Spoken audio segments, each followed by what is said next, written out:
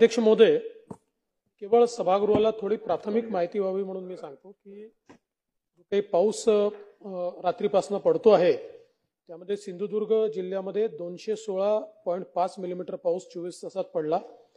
जवळपास 374 जणांना तिथे सुरक्षित स्थळी आपण हलवलेला आहे। रायगड जिल्ह्यामध्ये 95.6 मिलीमीटर पाऊस पडलाय। मुंबईमध्ये कुलाबा या भागामध्ये 83.8 मिलीमीटर आहे, पण सांताक्रूज मध्ये 267.9 मिलीमीटर एवढा पाऊस पडलेला आहे 24 तासात। त्याच्यामुळे प्रचंड अशा प्रकारची अतिवृष्टी आहे। मुंबई उपनगर सखल भागात पाणी साचल्याच्या घटना झाल्या आहेत। सायन कुर्लाचा जो काही रेल्वे ट्रॅक आहे तो पाण्याखाली होता, आता त्यातलं पाणी बऱ्यापैकी काढण्यात आलेलं आहे। चुनाभट्टी येथे पाणी साचल्यामुळे हार्बर लाईन जी आहे ती मात्र बंद आहे, आता तेही पाणी काढण्याचं काम चाललेलं आहे। सेंट्रल लाईनवर रेल्वे वाहतूक सुरू आहे, आता ती बऱ्यापैकी आली आहे, पण 15 मिनिटं ती लेट चाललेली आहे। मुलुंड तसेच नाहूर इथे पाणी साचल्याने फास्ट सेवा जी आहे ती प्रभावित झालेली आहे। महालक्ष्मी एक्सप्रेस अंबरनाथ इथे थांबवण्यात आली होती, त्याच्यानंतर मला असं वाटतं ठाण्याला देखील काही रेल्वे थांबवण्यात आल्या होत्या।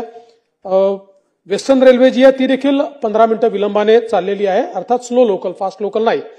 त्यानंतर साधारणपणे सकाळपर्यंत कुठे खूप मोठी हानी अशा प्रकारचे काही या ठिकाणी नोंद झालेली नाही, तथापि काही प्रमाणात किरकोळ प्रमाणात काही ठिकाणी हानी झाल्याचं आपल्या लक्षात येत आहे। आणि मुंबई उपनगर, पालघर, रायगड, रत्नागिरी, सिंधुदुर्ग, ठाणे या सगळ्या भागामध्ये पुन्हा पावसाचा इशारा देण्यात आला आहे। काही भागामध्ये ऑरेंज अलर्ट आपल्याला देण्यात आलेला आहे। आणि जसं आपण सांगितलं की मुंबईमध्ये जेव्हा अतिवृष्टी आणि हाय टाईड या दोन्ही एकत्रित येतात त्यावेळी शेवटी मुंबई हा आपल्याला माहिती आहे की बेटाचा भाग आहे, त्याच्यामुळे पाणी आपल्याला मुंबईचं समुद्रातच त्याचा निचरा आपण करतो। हाय टाईड ज्यावेळेस येतो त्यावेळेस त्याचा निचरा होऊ शकत नाही, त्यामुळे मुंबईमध्ये पाणी साचण्याची घटना मोठ्या प्रमाणात होते।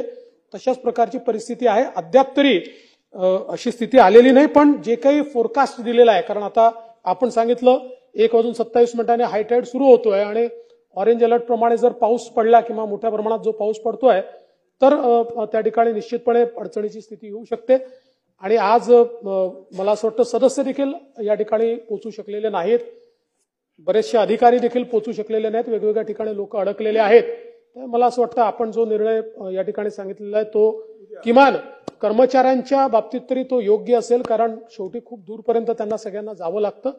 आणि बाकी जी काही विरोधी पक्षनेत्यांनी मागणी या ठिकाणी केली आहे, माननीय मुख्यमंत्री नाही आहेत, मुख्यमंत्र्यांच्या कानी आपण टाकू आणि त्या संदर्भात सगळे मिळून योग्य तो निर्णय घेऊ।